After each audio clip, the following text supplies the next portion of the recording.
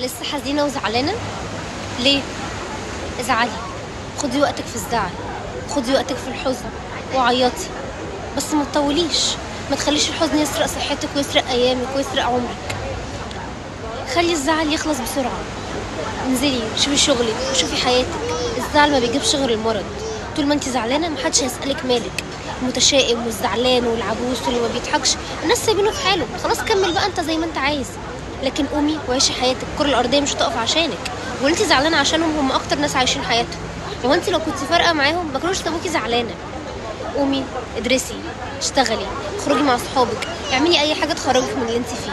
بس بعد ما تخلصي حزنك وتزعلي مع نفسك شويه، عشان لازم تاخدي حق كل حاجه تديها حقها. مش هينفع. وعلى فكره انا كنت زيك كده بالظبط، بس اهو. قومي وصلي واجتهدي واسعي وربنا هيقف جنبك وهيعوضك خير عن كل حاجه خسرتيها. خلي بالك من نفسك وعيشيها صح.